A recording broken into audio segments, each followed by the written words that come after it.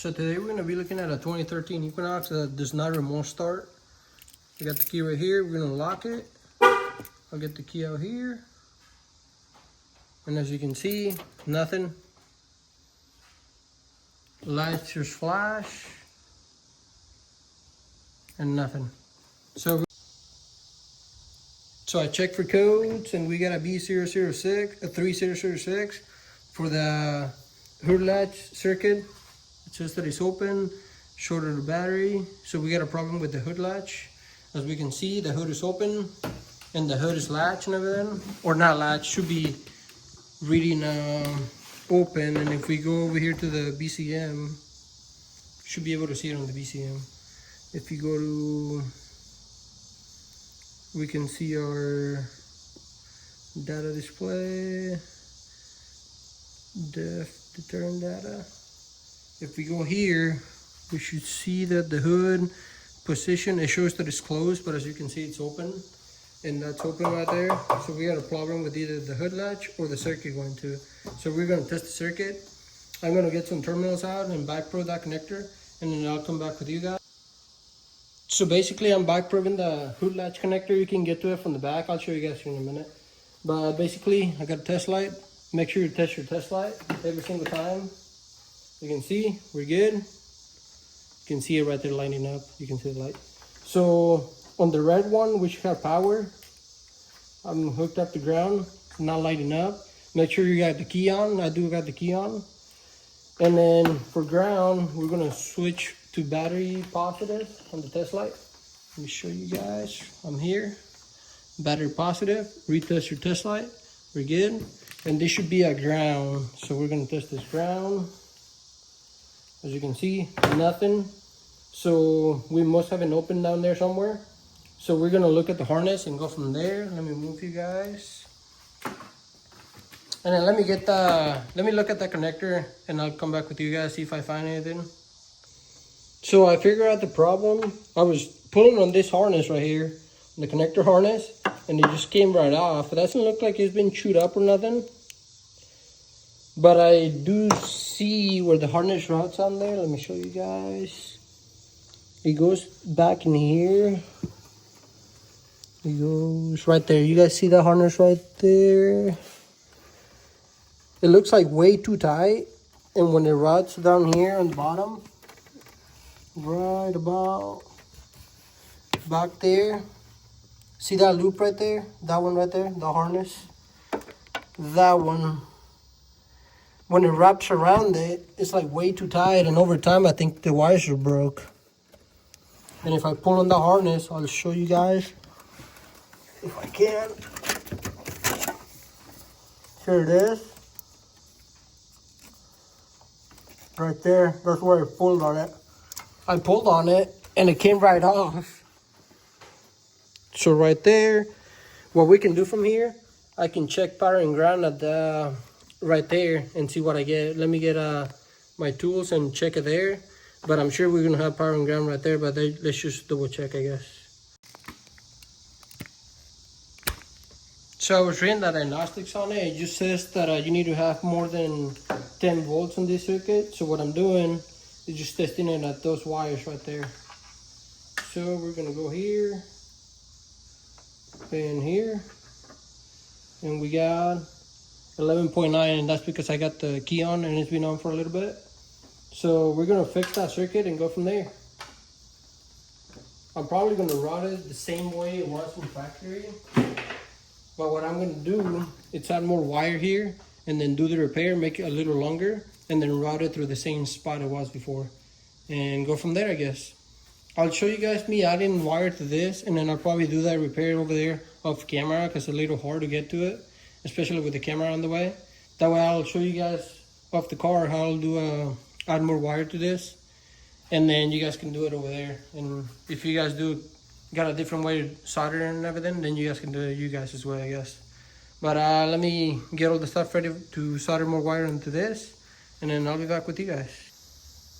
So I got everything ready. I got some conduit, some tape and everything. You guys can use these things if you guys want. I don't like using them, so that's why I'm going to solder them. So I got wire strippers, and then we're gonna go over here, strip some wire out. I got the same gauge wire and about the same color. So I'm gonna strip it. If you're doing this in the car, make sure don't forget your shrink tubing. I'm just gonna do it last. Don't forget your shrink tubing, otherwise you're gonna be taking it back off and doing all that stuff. What I like to do too, makes it a little better. Don't need a lot. Just dip it in here just a little bit. Just some flux. That's what I use. That way it's gonna suck up all the solder. There it is. And then we're gonna get our cameras on the way, so I'm gonna have to work around that. Just gonna leave it on there. This is the solder I'm using. So just let it heat up just a little bit. And then we can try it. So that's getting hot now.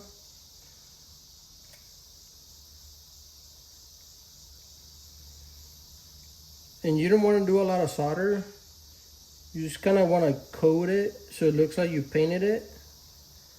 But you don't want big blobs in there of solder.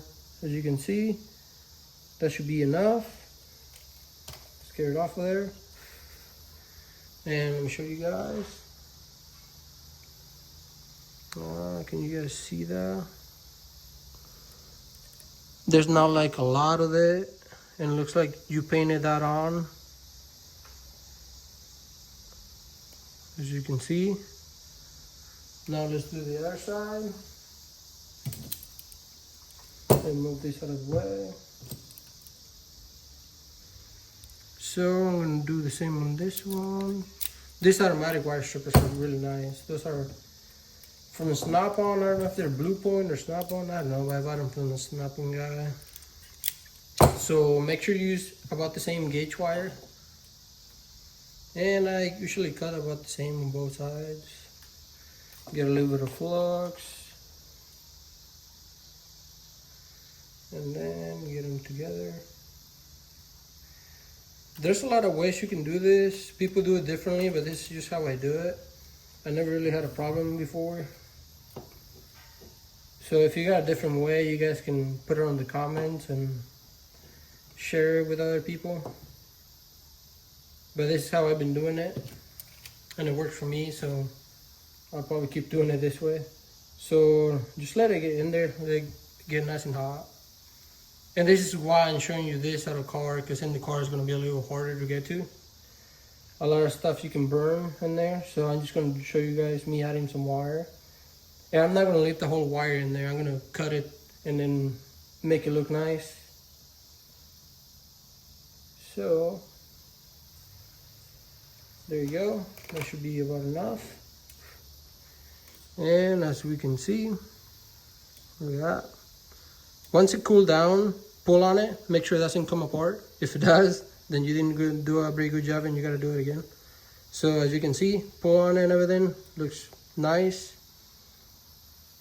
No blobs of solder in there, so that looks good. I'm gonna shut this off for now. I'll clean that tip later, but we're just showing you how to do this wire repair for now. So now, as you can see, different sizes for shrink tubing. I'm probably gonna end up using this smaller one. And you can just measure it and just make it a little bit longer. And of course I dropped that one. So just slide it on. About there, and then probably this one in half. Let's just slide it on here. And I'll show you guys how to shrink it. So this is gonna be hot, but I gotta take it off so I can change the attachment on it. So, okay. Take that off. I gotta move you guys out of the way so I can open my toolbox. Let me move you guys out of the way. Okay, I thought I had everything, but here you go. I got that replaced. Put that on if you need to. I'm probably gonna use that in car, that way I don't burn something else. So start your thing. I don't need it in the high, so I'm gonna set it in the medium. Put it in here and shrink it down. Start from the middle and then work your way to the left and right or the outside of the shrink tubing. But you want to shrink the middle first and then work your way out. Probably need a little more. About there. And you don't want to burn it either. So you just take your time and move it around.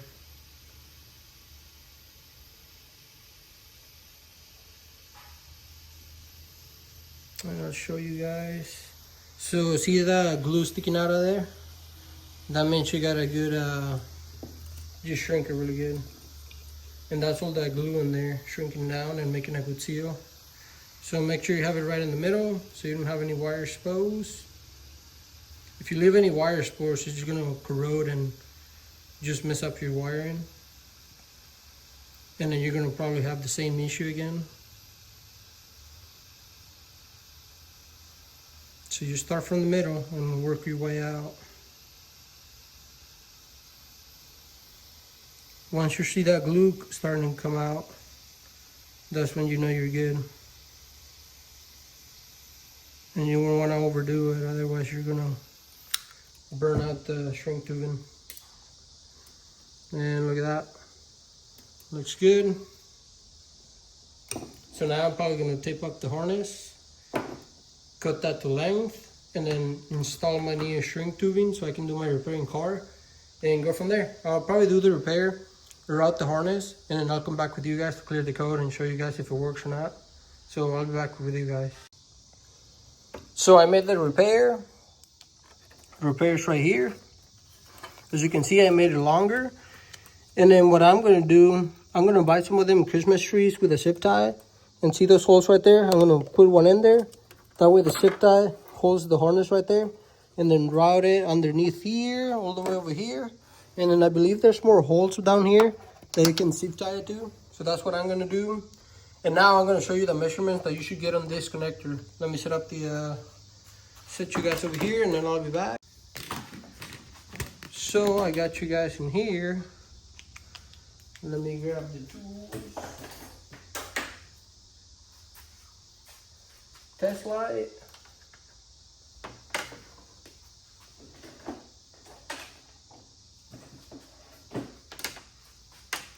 Let's get these wires over here. So this one here.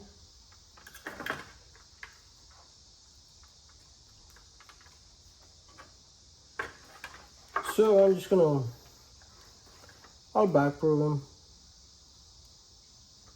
Okay.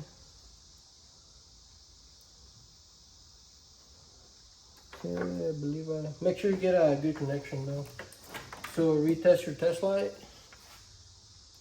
Let me see, that's what you want to make sure that you get a good connection here when back probing. There you go, I got a good connection there. I'll show you guys in a second. So I got it to power 12.2. That was the ground circuit. So now let's test the power one. And I got nothing on the power. Let's just go from the front. Just be careful with the terminal. Oh, well, let's swap it to my gown.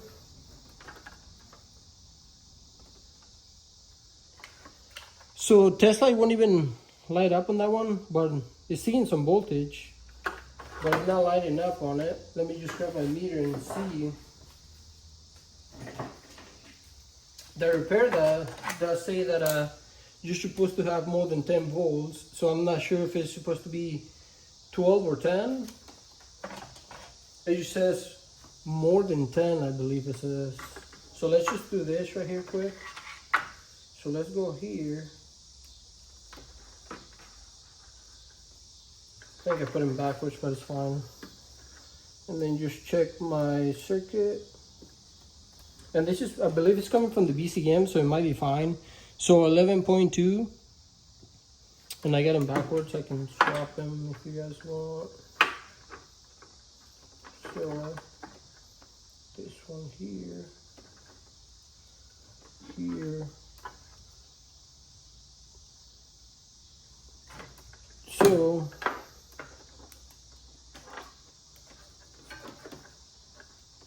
think I did the same thing. So here and here.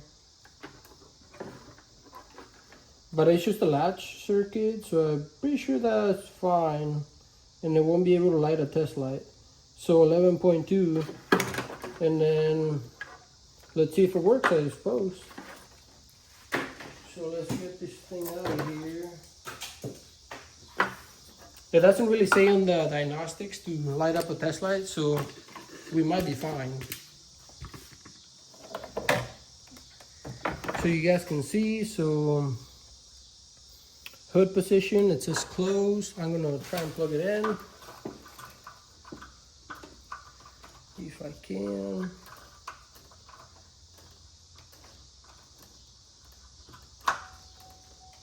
I heard something. Hood open.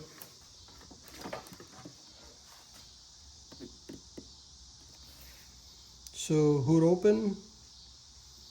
There you go. And then before it was showing closed all the time, because we had an open circuit. And then I guess make sure you get the harness out of the way. I'm gonna put it over here for now. I gotta get some zip ties. Don't forget about it. Don't leave it like I am gonna leave it for now, because the it can get caught up on something and you gotta fix the wire again if that happens, I guess. So let's go over and see what we got, I guess. We can remote start it. Let's close the hood. So we got the wire fixed, or the connector fixed.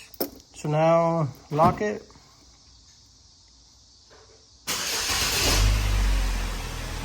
And there you go. As you can see, we got it fixed. One thing I gotta do is just clear the code for the latch, which I'm sure went to history. And you should be done. And then shut it off. See if it would. There you go. Let's try it again. And start it right up. There you go. Thanks for watching.